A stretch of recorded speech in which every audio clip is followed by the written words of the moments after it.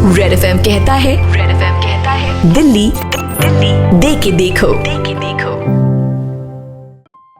Hi guys, नमस्ते। मैं हूं रौनक और रेड एफएम पर आप इस बातचीत को देख रहे हैं और डॉक्टर नीरज निश्चल हमारे साथ हैं, AIIMS department of medicine. Sir, कैसे हैं आप? बिल्कुल ठीक। देख रहे हो थोड़ा वजन बढ़ गया मेरा, लगता है कोविड रिलेटेड नॉलेज कुछ ज्यादा इकट्ठा हो गया है। और मेरा थोड़ा वजन कम हो गया सर, क्योंकि मुझे ऐसा लग रहा है क्योंकि मैं भी तकरीबन 14 दिन से आइसोलेटेड हूं और आई थिंक 14 दिन हो गए फर्स्ट टाइम कोई वीडियो या किसी बातचीत पे रेड एफएम पे मैं आ रहा हूं। लकीली मैंने उस कोविड वाले टाइम को क्रॉस कर लिया। हालांकि अभी भी आइसोलेटेड हूँ, कमरे में बैठा हुआ हूँ अपने, यहाँ से अभी तक बाहर नहीं निकला और बहुत सारे लोग परेशान हैं।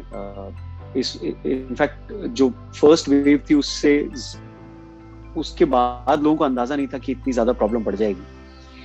तो ये कब तक रहेगी ये समस्या? पहला सवाल तो इस बातचीत में मैं आपसे ये पूछूंगा कि लोग ये जानना चाह रहे हैं कि ये कब तक होगा, 1 हफ्ता, 2 हफ्ता, 1 महीना? देखिए, आपको ऑलमोस्ट में 1 साल से हम एक दूसरे से बात कर रहे हैं इस टॉपिक पे और बार बार हम इसी बात को दोहराते हैं और आज भी मैं वही बात दोहराऊंगा कि ये बीमारी हमें उसी समय तक परेशान करेगी जब तक हम सावधानी अगर बरतते रहे तो हमें परेशान नहीं करेगी। जहां भी सावधानी हमने हटाई ये बीमारी हमें तंग करेगी। अगर ध्यान होगा, नवंबर दिसंबर में केसेस बहुत बढ़ गए थे, उस समय भी हमने बात की थी, तो हुआ था कि भाई ये बीमारी पब्लिक पार्टिसिपेशन के थ्रू ही कंट्रोल किया जा सकता है, उसके अलावा और कोई चारा नहीं है। हम सिर्फ सरकार के भरोसे कि सरकार हमारे लिए एक लॉकडाउन लाएगी उसके बाद ये बीमारी कंट्रोल होगी, ये सोचना बहुत ही गलत था। जनवरी में चीजें कंट्रोल हो गई क्योंकि लोगों ने बहुत ही सपोर्ट दिया। उसके बाद लोगों को लगा कि बीमारी तो गायब हो गई, तो उन्होंने सारा ध्यान जो भी है, जो भी कोविड एप्रोप्रिएट बिहेवियर की बात करते हैं उस पर ध्यान देना छोड़ दिया। वैक्सीन आया था, सबने कहा था कि वैक्सीन लो, लेकिन उस समय वैक्सीन हेजिटेंसी दिखाई लोगों ने, ये सोचते हुए कि तो वायरस चला गया, अब क्या करना है वैक्सीन का। तो ये सारी चीजें होते हुए फिर अब आज हम देख रहे हैं कि ये परेशानी फिर से हो गई और ये लॉकडाउन की बात वापस से शुरू हो गई। तो ये वेव तभी तक रहेगी जब तक हम लापरवाही करेंगे। अगर हमने सोच लिया कि इस वेव को कंट्रोल करना है, उसी दिन हम वेव को कंट्रोल कर लेंगे। वैक्सीनेशन की बात आपने बोली सर, अभी 18+ के लिए 1 मई से वैक्सीनेशन अलाउड है। आपको लगता है इससे ज्यादा से ज्यादा मदद होगी इससे कंट्रोल करने में? बिल्कुल। वैक्सीन को लेके लोगों के मन में अभी भी अलग अलग के क्वेश्चंस आते रहते हैं। जैसे शुरू में वैक्सीन आया तो ये एफिकेशियस है या नहीं, जिसको एफिकेसी का मतलब भी नहीं पता है वो भी ये पूछता था कि ये एफिकेशियस है या नहीं। सभी एक्सपर्ट बन गए। ये इसके साइड इफेक्ट्स तो नहीं होंगे, लोगों को ये नहीं समझ में आता कि वैक्सीन के साइड इफेक्ट नहीं के बराबर है, लेकिन कोविड के चलते अगर आपको कुछ ज्यादा दिक्कत नहीं होगी, लेकिन मैं गारंटी ले सकता हूँ कि आप अपने आप को इतना कमजोर फील करते होंगे कि बाथरूम तक जाने में आपको लगता होगा कि बहुत एफर्ट लगा है। तो आपको खुद ही डिसाइड करना है कि ये कोविड रिलेटेड कॉम्प्लिकेशंस जिसमें जान भी जा सकती है वर्सेस वैक्सीनेशन जिससे आपकी जान बच सकती है, जिसमें थोड़े बहुत साइड इफेक्ट हो सकते हैं कि जैसे वैक्सीन साइट पे पेन होगा या फिर हो सकता है लो ग्रेड फीवर रहे, ऐसे मामूली से लक्षण आएंगे, लेकिन कोविड जानलेवा है। इसलिए जो भी अब वैक्सीनेशन के लिए एलिजिबल हो जाएंगे, जो एक तारीख से जो 18+ के लोग भी एलिजिबल हो जाएंगे, उन्हें बेझिझक होकर आगे आकर वैक्सीनेशन कराना पड़ेगा। लोगों के मन में आता है कि हम कौन सा वैक्सीन लगाएं, कोविशील्ड लगवाएं, कोवैक्सीन लगवाएं। इस पैंडेमिक के सिचुएशन में हम चूजी नहीं हो सकते हैं। हमारे पास जो भी वैक्सीन अवेलेबल है, आसानी से अवेलेबल है, बेझिझक होकर हमें लगवाना चाहिए, क्योंकि वैक्सीनेशन से ही ये पैंडेमिक कंट्रोल हो सकता है, सिर्फ वैक्सीन के आ जाने से नहीं। तो ये बात सभी को समझ में आना चाहिए कि सिर्फ वैक्सीन आ गया है, सभी एलिजिबल हो गए, इससे पैंडेमिक नहीं खत्म होगा, आपको आगे आकर वैक्सीन लगवाना पड़ेगा और ये बहुत जरूरी चीज है। सर, वायरस के बारे में बात हो रही है, अब हवा से भी ये फैल रहा है, सो ये कितना सही है और इससे कितना ज्यादा लोगों को बचना चाहिए या डरना चाहिए? देखिए, वायरस से डरना चाहिए तो हम शुरू से कह रहे हैं, लेकिन अब एक प्रॉब्लम ये भी हो गई है कि इंटरनेट के समय में जो भी रिसर्च पेपर पब्लिश होता है वो पब्लिक डोमेन में बहुत जल्दी आ जाता है। उस पर न्यूज पेपर में लंबे लंबे आर्टिकल्स आ जाएंगे, न्यूज चैनल्स पे उस पर डिस्कशंस होंगे। लेकिन हम समझने की जरूरत है कि जो रिसर्च आर्टिकल पब्लिश होता है उसमें प्रूव करने में समय लगता है। एक हाइपोथेसिस दिया जाता है, उसको एक किसी ने देखा कि हो सकता है ऐसा हो, इसका ये मतलब नहीं है कि हमेशा वैसा होगा ही होगा। एक हाइपोथेसिस दिया गया है कि ये जो वायरस है एयरबॉर्न डिजीज हो सकता है, लेकिन जो हम कोविड अप्रोप्रिएट बिहेवियर की बात कहते हैं, चाहे वो मास्क पहनना हो, हैंड हाइजीन की बात हो, फिजिकल डिस्टेंसिंग की बात हो, नेचुरल वेंटिलेशन की बात हो, या फिर अगर आप बीमार है जैसे आपने अपने आप को आइसोलेट किया, अगर ऐसा बिहेवियर सभी फॉलो करें तो फिर ये एयरबॉर्न डिजीज हो या अभी करंट मोड ऑफ ट्रांसमिशन की हम बात करें जो फोमाइट जो कॉन्टेक्ट बॉन्ड जो एक दूसरे से फैल रहा है, तो ये डेफिनेटली दोनों में मदद मिलेगी। और उसके बारे में हमें डिस्कशन करने के बजाय इस बात में हमें डिस्कशन करना चाहिए कि हम किस तरह से कोविड एप्रोप्रिएट बिहेवियर फॉलो करें। परफेक्ट सर, अस्पताल जाना कितना ज्यादा जरूरी है और किसके लिए जरूरी है? क्योंकि सबसे इम्पोर्टेंट चीज जो मेरे को पर्सनली जब मुझे पता चला कि मैं पॉजिटिव हूँ, कोविड पॉजिटिव, तो मेरा पहला ये टारगेट था कि मेरी वजह से कोई और बीमार ना पड़े, और मेरी दूसरी प्रायोरिटी ये थी कि मैं अस्पताल ना जाऊं, मैं घर पे ठीक हो जाऊं। सो उसके लिए मैंने कुछ बेसिक चीजें फॉलो करी।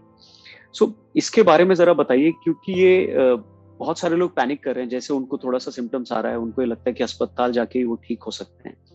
सो किनको अस्पताल जाना है और किनको बिल्कुल नहीं जाना है, भले कोविड पॉजिटिव हो? ठीक है, देखिए 80 से 85% जो लोग होंगे, पेशेंट्स होंगे जो कोविड से संक्रमित है, वो एसिम्टोमेटिक या माइल्डली सिम्टोमेटिक होंगे। इसका ये मतलब हुआ कि उन्हें हॉस्पिटल जाने की कोई जरूरत नहीं पड़ेगी। कई बार लोग पैनिक कर जाते हैं कि भाई जो ये कोविड हुआ है, क्या हम इसको सरवाइव कर पाएंगे? मन में अलग अलग के भ्रांतियां आने शुरू हो जाती हैं। वो अपना ऑक्सीजन सैचुरेशन मॉनिटर करते हैं, कई बार प्रोब ठीक से नहीं लगाते हैं, उनका सैचुरेशन ऊपर नीचे दिखना शुरू हो जाता है, वो घबरा जाते हैं और हॉस्पिटल की तरफ भागते हैं। इस तरह से बेवजह हॉस्पिटल तक भागने से क्या होता है कि जो हमारे रिसोर्सेज लिमिटेड है, सभी को पता है, अभी अचानक से केसेस बहुत ज्यादा बढ़ चुके हैं। तो अगर जो नॉन सीरियस पेशेंट्स हैं वो हॉस्पिटल में जाकर अगर बेड्स ऑक्यूपाई करना शुरू कर लें, हॉस्पिटल में भीड़ करना शुरू कर लें, तो फिर जो सीरियस मरीज है जिनको एक्चुअल में डॉक्टर्स की जरूरत है, उनके लिए कोई बेड नहीं बचेगा। तो इसलिए बहुत सावधानी रखनी चाहिए। डेफिनेटली आपको अपने आप के सिम्टम्स को ढंग से मॉनिटर करना चाहिए, टेली कंसल्टेशन से किसी डॉक्टर के टच में रहना चाहिए, उससे अपने सिम्टम्स को डिस्कस करना चाहिए। जो सिम्टम्स की हम बात करते हैं, चाहे वो ऑक्सीजन सैचुरेशन लेवल हो, पर्सिस्टेंट फीवर हो, खांसी उठना हो, सांस फूलने की बात हो, ये सारी चीजों पे ध्यान रखते हुए जो है हमें तसल्ली से घर पे अपना सिम्टोमेटिक इलाज किसी भी डॉक्टर के कंसल्टेशन में करते रहना चाहिए। और जो अगर किसी का सैचुरेशन ग्रेजुअली घटना शुरू होता है, जब मैं सैचुरेशन घटने की बात करता हूँ तो एक रेंज होता है। कई लोगों को लगता है कि उनका सैचुरेशन हमेशा 98 दिखे, ऐसा नहीं होता है। बॉडी की फिजियोलॉजी ऐसी है कि एक रेंज में आएगा जो कि 94 से 99 के बीच में हम एक्सपेक्ट करते हैं। अगर ये रेंज घट के 94 के नीचे आना शुरू हो गया परसिस्टेंटली, तो ये वार्निंग साइन है कि आपका सैचुरेशन नीचे जा रहा है एंड आपको हॉस्पिटल की जरूरत है। इसलिए मैं कहूंगा कि सभी को हॉस्पिटल भागने की जरूरत नहीं है। अगर आपके माइल्ड सिम्टम्स है, आप आराम से घर पे अपने सिम्टम्स को मॉनिटर कीजिए, जो सिम्टोमेटिक ट्रीटमेंट एडवाइस किया जाता है किसी भी डॉक्टर से वो फॉलो कीजिए, अपने वाइटल्स को मॉनिटर करते रहिए और जरूरत पड़ने पे ही अस्पताल जाइए। सर, ऑक्सीजन की बहुत ज्यादा डिमांड आ रही है, उसके लिए लोग बहुत ज्यादा स्ट्रगल कर रहे हैं, और जो एक इंजेक्शन है जिसके बारे में इतना ज्यादा लोग, जिसकी कालाबाजारी भी हो रही है और लोग उसके ऊपर बहुत ज्यादा ध्यान दे रहे हैं, रेमडेसिविर, इन दोनों के लिए कोई पर्टिकुलर कोई बात जो आप लोगों से कहना चाहें? नहीं, मैं बिल्कुल ये कहूंगा कि आज के समय में जो भी ये ट्रीटमेंट ऑप्शंस दिखाए जाते हैं, जो भी ट्रीटमेंट ऑप्शंस होते हैं, चाहे वो रेमडेसिविर की आप जैसे बात कर रहे हैं, टोसिलिजुमैब की बात कर रहे हैं, ये सारे सभी लोग की जुबान पे ये सारी दवाइयों के नाम चढ़ गए हैं और उन्हें लगता है कि इन दवाइयों के बिना उनका इलाज हो ही नहीं सकता है। और हम बार बार यही कहते हैं कि जो कोविड-19 का जो इलाज है मोस्टली सिम्टोमेटिक है। जैसे किसी भी वायरल इन्फेक्शन का इलाज मोस्टली सिम्टोमेटिक होता है। वो अलग बात है, हमें कोई भी गला खराब होता है, हमें एक एंटीबायोटिक खाने की आदत पड़ चुकी है। उसी तरह लोगों के मन में है कि अगर उनको कोविड हुआ है तो उन्हें हर हाल में रेमडेसिविर की जरूरत है ही है, जबकि ऐसा नहीं है।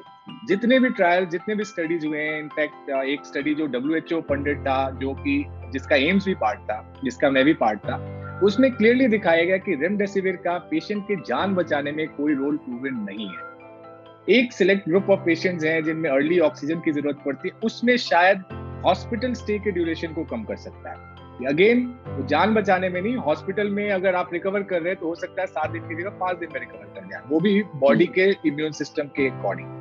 तो बेसिकली रेमडेसिविर को जान बचाने वाली दवाई ना समझनी चाहिए और हर किसी को रेमडेसिविर की जरूरत नहीं है, ये बहुत ही क्लियर होना चाहिए।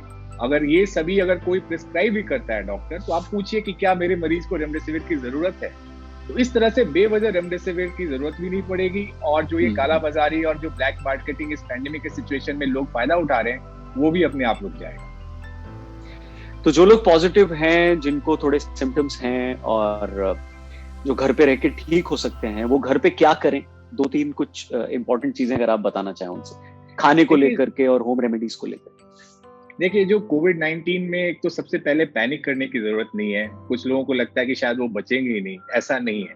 काफी हाई चांसेस है कि आप बच जाएंगे। इनफैक्ट जो अगर हमारे ओवरऑल मोर्टेलिटी की बात करें तो मुश्किल से 1 से 2% ओवरऑल अभी तक हमने देखा है। तो जो है कि अगर कोविड होता है तो सबसे पहले आप पैनिक ना करें। उसके बाद अगर जो है घर में आप ये इंश्योर करें कि आप एडिक्वेटली हाइड्रेटेड हो। अपनी मर्जी से कोई दवाई नहीं खाएं। जो भी आपके व्हाट्सएप फॉरवर्ड मैसेजेस आते हैं कि ये दवाई खा लो, इससे जान बच जाएगी, ये खा लो तो इससे कोविड नहीं होगा, ऐसे कर लो, तो ये व्हाट्सएप जो ट्रीटमेंट ऑप्शंस आते हैं उस पर बिल्कुल ध्यान न दें। ये सारे फेक मैसेजेस होते हैं जो डॉक्टरों के नाम पे सर्कुलेट किए जाते हैं। उसके अलावा जो आपको सिम्टोमेटिक ट्रीटमेंट है, जैसे बुखार है तो पैरासीटामोल ले लिया, अगर गला खराब है तो गागल्स किया आपने, वार्म सलाइन गागल किया, स्टीम ले लिया, सेट्रिजिन की टैबलेट अगर जरूरत पड़े तो ले सकते हैं। आपको एसिडिटी है तो आप एसिडिटी की दवाई ले सकते हैं। अगर विटामिन सी और जिंक सप्लीमेंट हम लोगों को सजेस्ट करते हैं, और कुछ हद तक हम आइवरमेक्टिन और डॉक्सीसाइक्लिन का भी रोल समवॉट है, सिंस अभी ये भी प्रूवन नहीं है, बट सिंस ये सेफ और चीप दवाई है इसलिए थोड़ा भी बेनिफिट है तो हम चाहते हैं कि पेशेंट्स को इसका बेनिफिट दिया जाए। तो ये सब मामूली चीज, और साथ में ऑक्सीजन सैचुरेशन और अपना फीवर मॉनिटर करते हुए आप अपने आप को सुरक्षित रख सकते हैं। खान पान में जो भी आप रेगुलर खाना खाते हैं वो खाते रहिए। कोई स्पेसिफिक खाने की बात नहीं है। जो बैलेंस डाइट हम कहते हैं जिसमें adequate amount of carbohydrate, fat, protein हो, ग्रीन लीफी वेजिटेबल जो भी पॉसिबल हो, और साथ में जो फ्रूट्स अगर आप खा सकते हैं तो ये सारी चीजें खाइए। नेचुरल वे ऑफ अपना इम्यूनिटी इंप्रूव करने का तरीका है। दवाइयों के सहारे अगर आप सोचते हैं कि आपकी इम्यूनिटी इंप्रूव हो सकती है तो ऐसा सोचना गलत है। Perfect, thank you very much doctor Neeraj हमसे बात करने के लिए, और लगातार आप रेड एफएम के थ्रू और हमारी बातचीत के थ्रू लोगों को बहुत सारी चीजें सजेस्ट करते आए हैं। उम्मीद करते हैं आगे भी हम मिलके राइट इन्फॉर्मेशन लोगों तक पहुंचाएंगे।